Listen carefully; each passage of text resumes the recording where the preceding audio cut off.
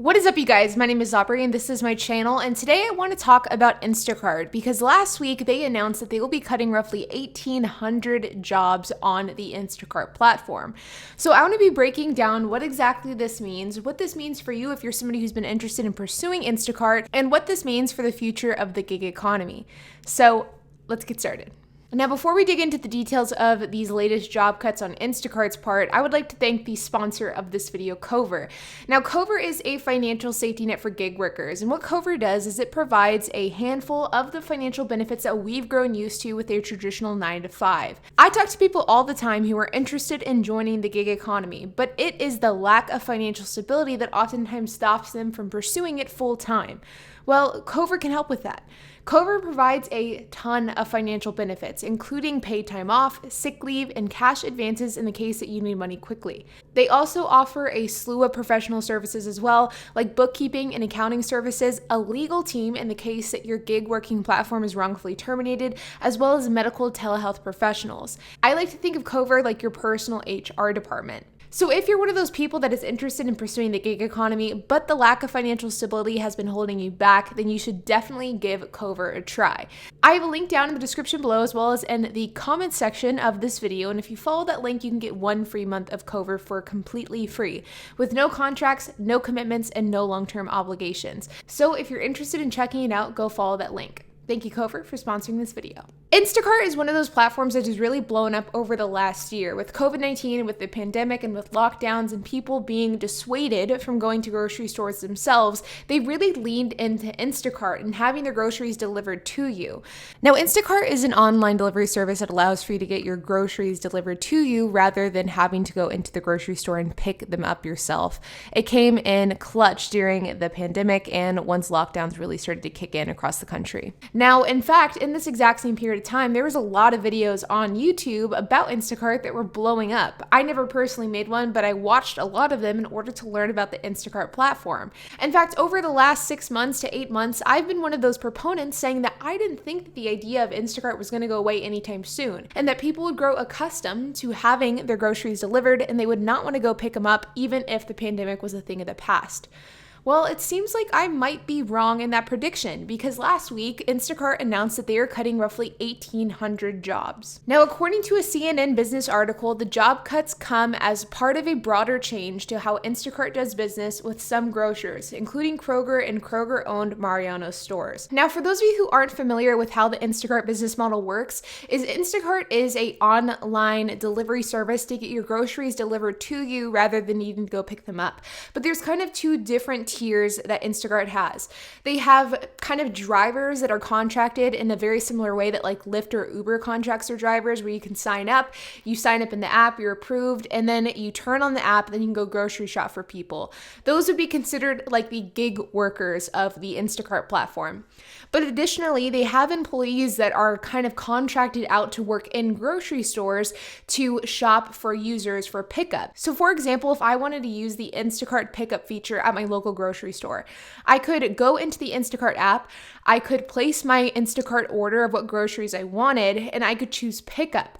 In this instance, it's not a gig worker that is fulfilling the order. Instead, it is a Instacart employee that works at that grocery store. They fulfill the order, and then I go to pick it up whenever it's ready. Now, this second tier of employees, those employees that actually work inside of the grocery store and fulfill the pickup orders, those are the 1,800 job cuts that Instacart is making in the coming months. Now, these job cuts are going to be significantly impactful to the Kroger grocery store brand, so Kroger and Mariano's.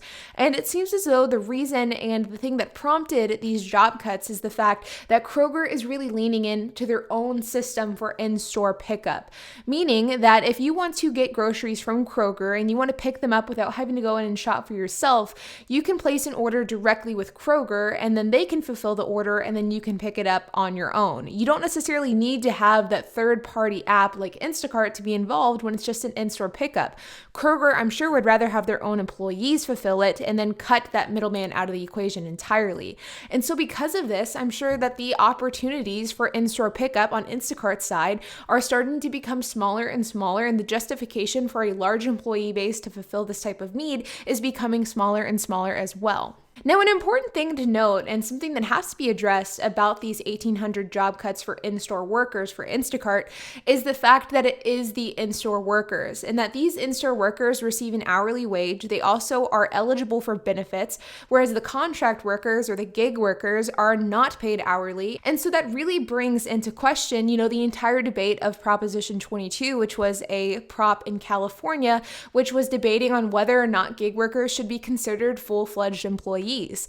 And I am sure that a big reason as to why Instacart is cutting these 1,800 jobs is because of the fact that these in-store workers that are true employees that have the opportunity to get benefits that are paid an hourly wage are significantly more expensive than the contract worker counterparts. And so it really is an interesting question that comes up from this of saying, once you start treating gig workers as employees, as Instacart has for these in-store shoppers, is the profit margin justified to keep this business model going? And I think in some cases, it's probably not. Really, though, I think that this topic of job cuts within Instacart brings up two interesting questions. One, as I mentioned before, the question of how does paying gig workers as full-time employees with the potential of having benefits, how does that affect the longevity and the scalability of the gig economy? And in my opinion, I think it definitely negatively affects it. It would be an interesting question to ask if these in-store shoppers were gig workers rather than proper employees, would they be cutting those positions? And I would probably say most likely not. Secondly, I think another interesting question that these job cuts bring up is the sustainability of a business model like Instacart. Will the idea of getting your groceries delivered to you, will that stand the test of time like I've predicted throughout the years? And to be honest, I don't know. I think that it will for the short term, but in a year or 2 years or 3 years from now, will people still be getting the groceries delivered to them on a consistent basis?